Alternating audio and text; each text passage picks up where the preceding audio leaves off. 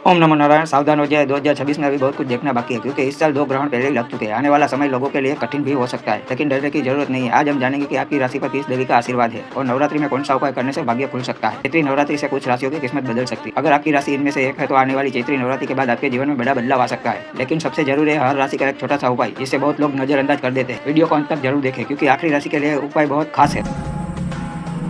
सिंह राशि वालों पर माता दुर्गा की विशेष कृपा मानी जा रही है। नवरात्रि में सुबह माता दुर्गा के सामने घी का दीपक जरूर जलाइए, इससे जीवन में सफलता के रास्ते खुल सकते हैं। वृश्चिक राशि वालों पर माता महाकाली का आशीर्वाद है। नवरात्रि में माता को सरसों के तेल का दीपक जलाइए, इससे नकारात्मक ऊर्जा दूर होगी। मीन राशि वालों पर माता महालक्ष्मी की कृपा मानी जा सकती है। नवरात्रि में माता लक्ष्मी को कमल का फूल अर्पित करें, इससे धन और समृद्धि दोनों बढ़ सकती है। कुंभ राशि वालों पर माता चामुंडा की कृपा मानी जा रही है। नवरात्रि में माता को लाल फूल अर्पित करें, इससे धन की बाधाएं दूर हो सकती है। तुला राशि वालों पर माता सरस्वती का आशीर्वाद है। नवरात्रि में माता को सफेद फूल चढ़ाइए, इससे बुद्धि और ज्ञान में वृद्धि होगी। कर्क राशि वालों पर माता कात्यायनी की कृपा है। नवरात्रि में माता को नारियल अर्पित करें, इससे परिवार में सुख शांति बनी रह सकती है। अगर आपकी राशि इनमें है तो कमेंट में जय माता जी लिखें और वीडियो को लाइक करके शेयर जरूर करें। माता रानी की कृपा आप और आपके परिवार पर बनी रहे। जय माता दी।